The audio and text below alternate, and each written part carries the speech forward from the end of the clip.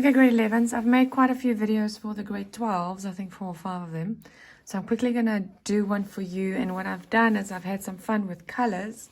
So if you're stuck with one of the adjustments, I need you to look at these to see where the double entry lies so that you can quickly follow me. I am going to go through it quickly and see that the video is not too long.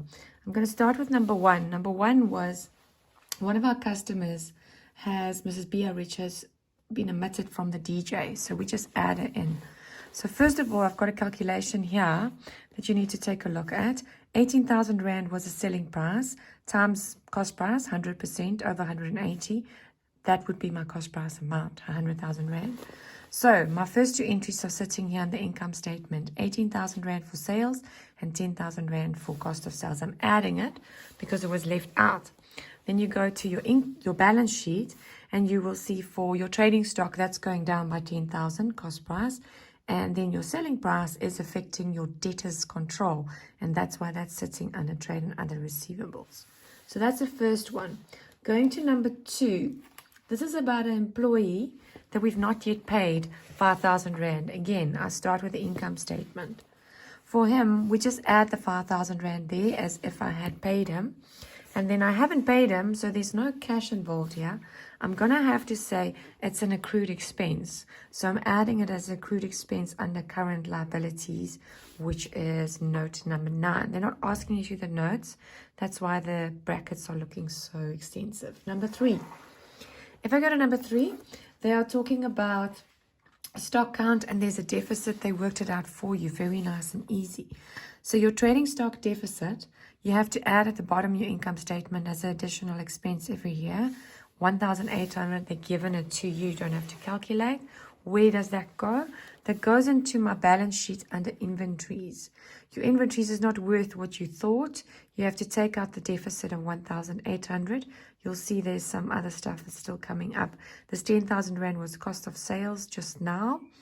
And just remember to minus it there.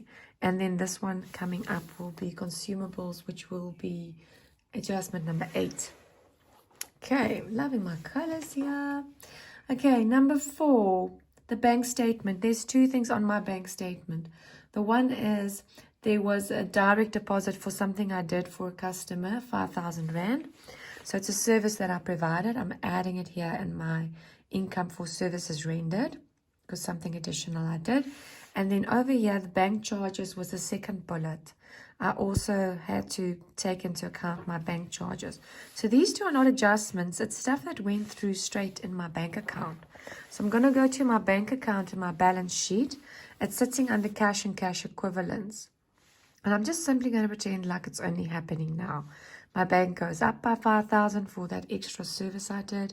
And then my bank goes down by 600 for the bank charges that I needed to take into account. Going to number 5, we're doing well. Commission, it has been received in advance, okay? So if you go to commission, it's sitting in your income statement here. Just take out the 3,000 Rand because it's in advance. You don't want it in your books now. So income received in advance, a good or a bad thing, an asset or a liability. It's actually a liability. You don't want to receive your income in advance.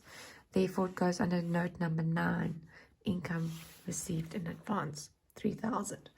Then I'm going to number 6. My telephone account has not yet been paid. Telephone account sits here under expenses. I've not yet paid it, so I'm going to add it and pretend as if I'm paying it. Remember, we are cooking our books, making sure that it looks at how it's supposed to look. So I'm going to add 9,000 Rand there. And then again, this is a liability because I'm pretending to pay expense. So 900 Rand goes there as an accrued expense. Again, it would have sat under note number 9 if they had asked you to do note 9. Then I'm going to number 7. This is about improvement for my land and my building. Unfortunately, there was a mistake. The guy recorded it under repairs. So you're going to have to take it out of repairs. Minus 20,000 Rand there. You don't want it there. And then you're going to go land and buildings. And you're going to add the 20,000 Rand there. So there's your debit. And the other one was your credit. Going to number 8. Number 8 is for packing material. At the end of the year, you didn't use all of it. So this 8,000 Rand you're going to take out of the expenses. It was not an expense. You've got it all sealed up in a box in a storeroom. And you're going to move it to consumable stores on hand, which is sitting under inventories. You would have had it under note number 4. So just add your packing material there as if it's an asset, current asset. So in my books, it will look better because I didn't use it. I will obviously return it back tomorrow, next financial year. Then the next one's number 9. 30,000 Rand were debited for my sundry expense. Note this guy's surname. Very interesting, quite dodgy. It was a 3D TV set that he bought for himself. I thought that was quite funny. Okay, so where am I now? I'm losing my train of thought here. Yeah, I'm under 30,000 Rand. It's not supposed to go into sundry expenses. It was a drawing. It was for him, not for us. So it's not going to impact my net profit. It has to go out of my expenses, so minus it there. And then, which you didn't have to do, was the drawings. It would have been added just to Mr. Zuma's drawings. So if you were asked that, that would have been your double entry, which you weren't asked to do. Then we're going to Aya Corner. Oh, that's us. Okay, we issued 20% depreciation, but it was supposed to be 10%. And I don't know if you realize that 10% is half of 20. So it kind of makes it easy for you. You just have to half your depreciation. If it was 38, you can just half it by 19. If you want to go the long route and work out what's 10% and 20% and minus that, that's absolutely fine. But just go straight to your maths and think about it. You used 20%, it should have been 10, so just divided by 2. So you have to go to note 3, which was going to be right here at the top. So just take out 19,000 Rand there. Your depreciation was too much. Then I'm going to go to number 12, my insurance. I already paid for March. It's 1 month in advance. Don't want to pay it now. So take it out. It's supposed to be paid next year. But there's a problem. You couldn't work it out. You didn't know how much was for March. So if you go down here, how did I get to number 12? Oh, I skipped number 11. I'll come back to 11 just now. 18,000 divided by 13 months because I paid for March. So that's 1,440. That is for 1 month that you would have taken out. And is that a good or a bad thing? An accrued... where am I now? Prepaid expense. I paid in advance. Good thing, an asset. So it goes under note number 5, trade and other receivables. 1,440 just for 1 month. Okay, going back to number 11. Sorry, I missed the rent. The rent, they mentioned that it would have been for 10 months. Okay, so look at my calculation. I've taken 60,000 Rand divided by 10 months. That means 1 month, 6,000. So the 2 months that's missing would obviously add up to 12,000. So you go to your rent income, you add the 12s as if you received it, because we are cooking our books so that they're 100% 12 months. And then you go to the far right, and you'll see under your current assets for trade and other receivables, you've got a 12,000 Rand sitting there. Somebody owes you money, so that's an asset. My voice is going. I've spoken too much today.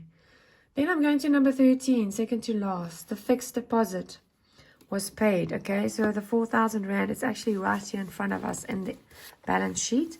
I'm taking it out of the fixed deposit, which is normally at the top, and I'm adding it to my cash and cash equivalents. This is my short-term portion of my deposit, and I'm adding there.